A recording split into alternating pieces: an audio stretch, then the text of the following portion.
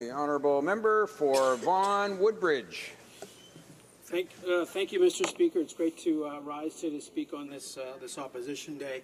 It's great to rise because we know the economy of Canada is strong. We know the economy is growing, and we know that benefits all middle-class workers and those Canadians that are working very, very hard and diligent to join the middle class. And I'm proud to state that, Mr. Speaker. I'd like to offer my colleagues on the other side a chance today. Please take a look at the Globe and Mail today. Look at the article from the CEO of Linamar, Linda Hazen-France, and she talks about how her company is investing in Canada, how her company is investing hundreds of millions of dollars in their plants in Guelph, and how we're competing and how we're winning, and how Ontario is the place to invest in the world when it comes to innovation, when it comes to highly valued manufacturing, and how those jobs are coming here, Mr. Speaker, to the province of Ontario. And I as a member of Parliament for the riding of Vaughan Woodbridge, know full well the economic contributions. Our entrepreneurs who are working diligently, putting capital at work and employing thousands of Canadians, and most importantly, creating those good middle-class jobs that we want for Canadians and their families.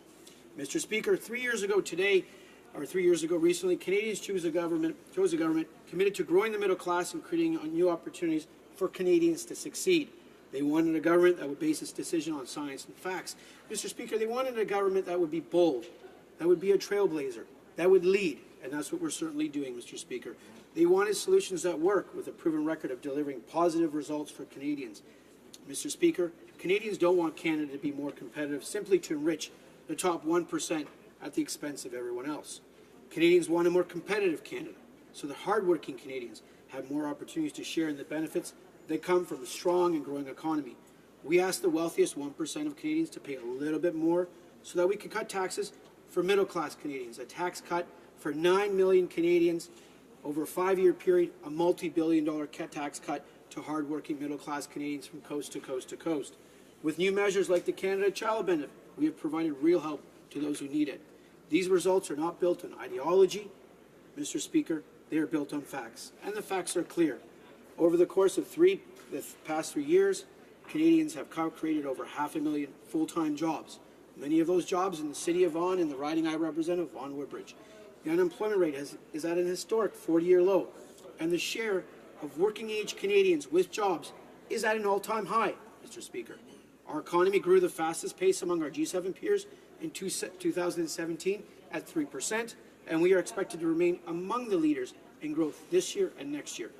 Most importantly, Mr. Speaker, the economic growth we're seeing in Canada is inclusive. Canadians are benefiting from it from coast to coast to coast.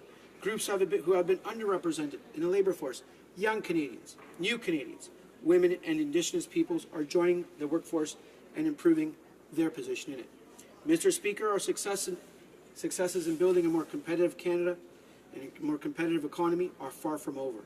We know that, for example, there is tremendous untapped potential within Canada's small business sector. By empowering entrepreneurs, we are empowering Canadians. Les petites entreprises représentent environ 7 emplois sur 10 sur le secteur privé. Nous savons que des taux des impositions faibles et concurrentiels permettent aux entrepreneurs canadiens de conserver une plus grande part de leurs revenus afin qu'ils puissent investir davantage de leurs entreprises et créer encore plus de bons emplois bien rémunérés. C'est pourquoi nous avons réduit le taux d'imposition des petites entreprises à 10%, une mesure entrée en vigueur de janvier dernier. Et en janvier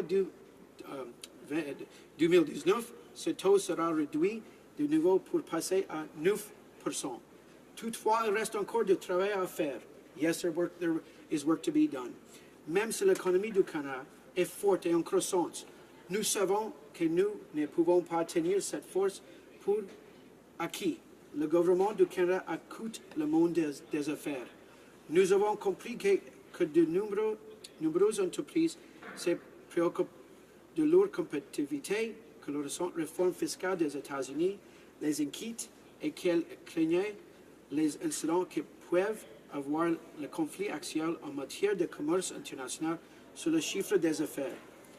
Nous savons aussi que les entreprises canadiennes ont ce qu'il faut pour soutenir la concurrence et réussir. Dans notre annonce économique de l'automne, nous avons donc cherché des façons d'encourager cet investissement de façon ciblée et responsable, afin que les entreprises puissent avoir confiance dans l'avenir et mettre mieux et même d'investir dans des emplois pour la classe moyenne. Yes, Mr. Speaker, the middle class. We continue to grow and strengthen our middle class here in Canada, the backbone of our economy.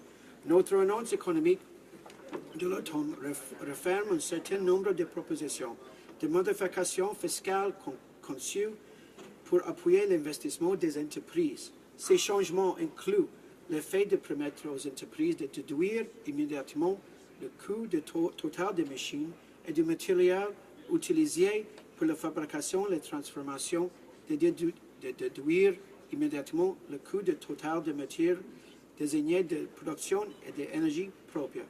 De plus, nous instaurons les incitatifs à l'investissement accéléré qui permet aux entreprises de tous les tiers, de tous les secteurs de l'économie de déduire une plus grande part des dépenses relatives et des biens nouvellement acquis à cours de l'année pendant laquelle l'investissement a été effectué. Ces changements sont importants parce que des déductions accrues augmenteront l'attrait des investissements dans des actifs qui stimuleront la croissance des entreprises et qui appuieront l'offre des emplois pour les Canadiens de la classe moyenne.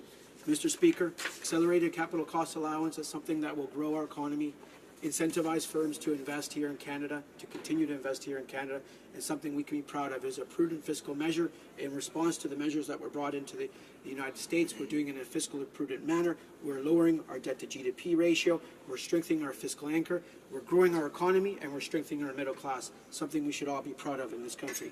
Dans l'annonce économique de l'automne, nous proposons également de faire davantage pour moderniser les réglementations afin de faciliter la croissance des entreprises. Vous pourrez avoir entendu dire, avoir vécu si vous êtes propriétaire d'une entreprise, que l'un des principaux défis d'une entreprise consiste à respecter tous les règlements nécessaires du gouvernement. Soyons très clairs, les réglementations jouent un rôle important. Mr. Speaker, we need to understand that regulations play an important role in attracting investment. Our regulations need to be transparent, they need to be effective, there needs to be certainty, and with bills like Bill C-69, that's what we're doing. We're putting in regulations, in bills for investors to know and understand the rules that they face so that they can invest here in Canada and continue to grow our economy. Elle sert de livre règlement qui régit la façon dont les entreprises doivent réaliser leur activité et jouent un rôle essentiel dans la protection de la santé et de la sécurité des Canadiens et la protection de l'environnement naturel. Par contre, au fil du temps, les règlements peuvent devenir désuets et les fardeaux réglementaires peuvent s'accumuler façon ainsi du Canada en droit moins attrayant investir à faire des affaires. Nous prenons des mesures dans notre annonce économique de l'automne pour surmonter ces défis. Entre autres, en prévoit l'examen des dispositions législatives afin de corriger les organismes de réglementation et prendre en compte les considérations économiques et d'efficacité, comme en présentant un projet de loi de modernisation annuelle pour tenir le règlement à jour, en mettant sur pied un comité consultatif externe pour étudier la compatibilité réglementaire du Canada, en lançant centre d'innovation réglementaire et prenant des mesures immédiates en réponse à un certain nombre de recommandations des entreprises. Mr. Speaker, we're also taking steps to help Canada make Canada the most globally connected economy in the world. With the successful conclusion of the new North American Free Trade Agreement, as well as the Canadian-European Union Comprehensive Economic and Trade Agreement, CETA, and the Comprehensive Progressive Agreement for Trans-Pacific Partnership. And, Mr. Speaker, we are continuing our ongoing negotiations with Mercosur. And let's hope we can come to an agreement, a trade agreement there. We know that progressive, liberalized trade lifts all boats, strengthens our middle class, creates jobs here in Canada, creates jobs abroad, and is something good and we need to do for our future, the future of my children, and those great manufacturers and entrepreneurs located in the riding of Vaughan Woodbridge. Canada is now the only G7 country to have free trade agreements concluded with all other G7 nations. We want to give Canadian businesses more opportunities to grow and succeed, and that's why we're proposing things like an export diversification strategy to help grow Canada's overseas exports by 50% by 2025, with more help for small and medium-sized businesses to help them explore new export opportunities. To boost trade overseas, the government is also proposing to accelerate investments in transportation corridors leading to Asia and Europe. Mr. Speaker, the actions taken by our government in conclusion are not just making Canada and Canadians more competitive, they are also allowing Canadians to actually benefit from being more competitive. More jobs, brighter futures, that is what our government's about. Strengthening the middle class, Mr. Speaker. Thank you very much. Questions and comments?